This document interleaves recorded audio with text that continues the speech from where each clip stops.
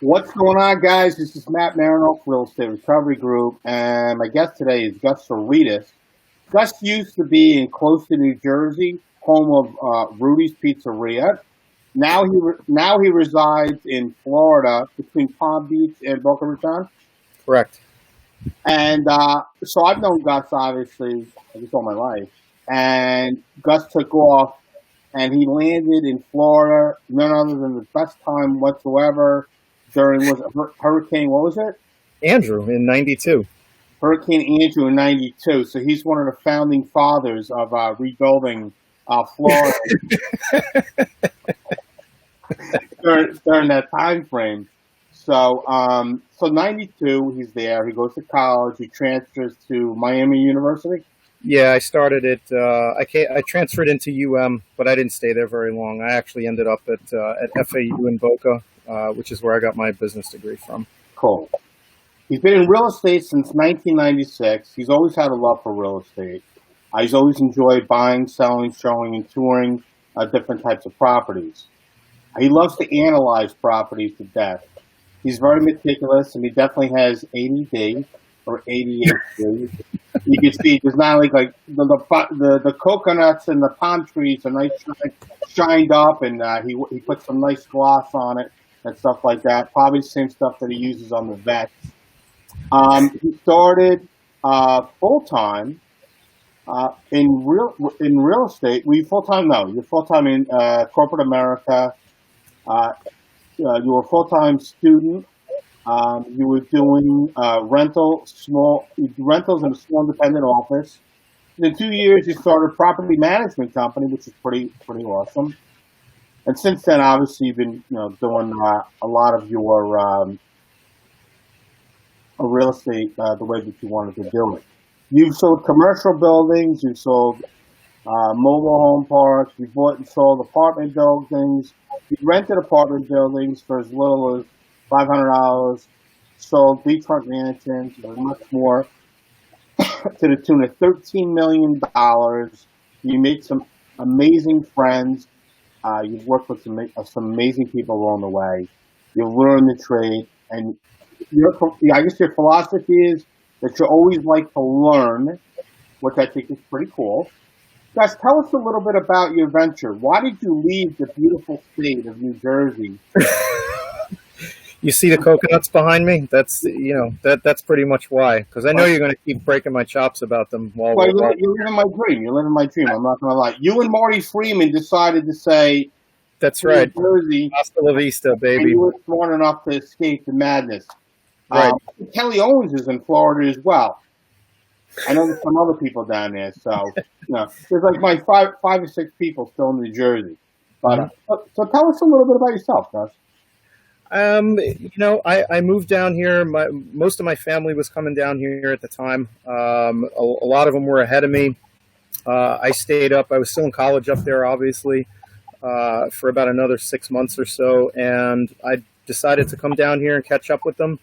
Like you said, I transferred into University of Miami. I had the very unfortunate experience of being introduced to hurricanes literally 2 to 3 days prior. Like I said, Andrew barreled through here in '92, and then I arrived, and it was pretty rough down in south of Miami, but it scared the hell out of me. And I said, hey, what am I doing moving to Florida?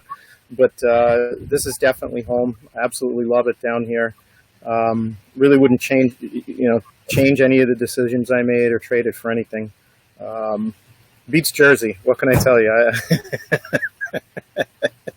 I got into real estate pretty young. Pretty much when I was still in college. I got my real estate license, at a very young age, and I started doing rentals because it was relatively easy to do, with a really small office, like you'd said, and if anything, I learned everything the hard way. I really learned by doing absolutely everything that I did when it came to real estate. So definitely paid some dues and learned a lot of things with hard knocks. But again, I've had a great time doing it. I've learned a ton along the way, and I've met a lot of great people. done a lot of interesting things, done a lot of things that, a lot of other people haven't had the opportunity to do. So it's been a lot of fun. Been a lot of fun. So you're in real estate. So you were down there during 2008. Yeah. You were down there, during the massacre, the crash, during that time frame. Tell us what it was like, what was going on at that point, and honestly, how did it affect you? I mean, the real estate market was a disaster at that point. It was a total unorganized. It was a shit show, to be honest. When everything started going south, the bottom fell out. The values just went straight to hell, and that's the point at which we were introduced to short sales, basically, where people were selling their homes or forced to sell their homes for less and a lot less than realistically what their mortgage balances were. For the new folks that are listening, that's exactly what a short sale is in a nutshell. And the trouble with it at that point is it was brand new. No one knew what the hell they were doing. So it was tough. It was the first time the banks had ever seen anything like this. The homeowners had absolutely no idea what they were doing. Buyers were getting stuck in contracts for months and months and months because nobody knew how to handle these things. And it was a big unorganized mess. And they were everywhere. Because in the years prior, the market was going up at such a rapid rate. The values were climbing so high. It started to get to a point where it was very unrealistic, the values.